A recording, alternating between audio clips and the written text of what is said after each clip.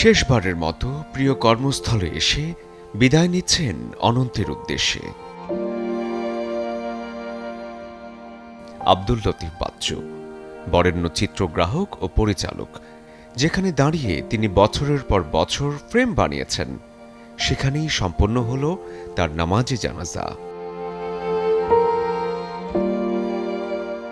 সহকর্মী, অগ্রজ, অনুজ, শিল্পী ও চলচ্চিত্র সংশ্লিষ্ট মানুষদের মাঝে ছিল নীরব শোক। স্মৃতির ভারে অনেকেই দাঁড়িয়েছিলেন নীরবে। ছিল শুধু না বলা কিছু কথা।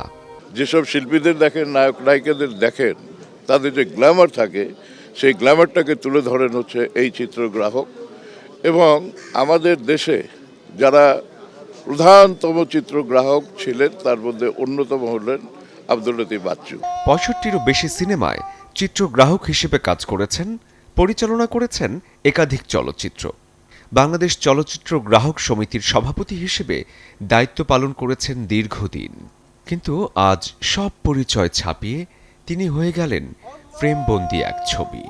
উনি একজন বড় ক্যামেরাম্যান, এটা নিঃসন্দেহে আমরা বলতে পারি, কারণ উনি জীবন থেকে নেওয়াতেও কাজ করেছেন, অবুজমনের মতো ছবিতে কাজ করেছেন, বিভিন্ন কালোজয়ী ছবিতে কাজ করেছেন।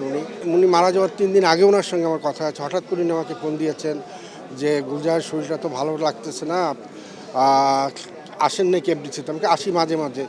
ঠিক আছে, আমি আসলে আপনাকে ফোন দেবো, আসেন একটু কথা বলবো। আমি ঠিক আছে, একটু ফোন দিয়েন, আমি অবশ্যই চলে আসবো। তার সবচেয়ে বড় গুণ হচ্ছে যে মুখের উপর সবাইকে সত্যি কথা বলে দিত, একদম যেটা বাস্তব কথা। এবং সে সত্যি কথা বলতে কাউকেই সে পিছপা হতো না।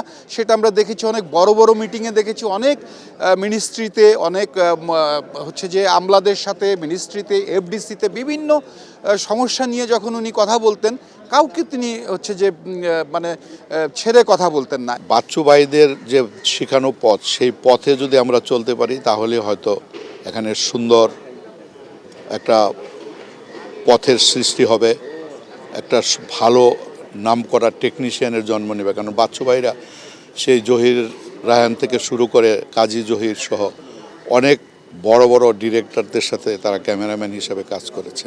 এমন একটি প্রতিভা উনি, একাধারে চিত্রগ্রাহক, পরিচালক, প্রযোজক এবং চলচ্চিত্রের সব শাখার সাথে ছিল তার আন্তরিক সম্পর্ক, যেটা এই সমাজে অনেকটা বিরল। জানাজার কাতারে দাঁড়িয়েছিলেন তার প্রধান সহকারীও। তো আপনাদের মারফত আমি সবার কাছে দোয়া চাই ওনার জন্য। আল্লাহ জানি ওনাকে বেহেশত নসিব করে, উনি জানি ভালো থাকে। আমি সারা জীবন কিন্তু অন্যায় করে না, উনি আমার গুরু ছিল। পুরো ইন্ডাস্ট্রিজটা বট গাছের মতো ছায়া দিয়ে রাখতেন।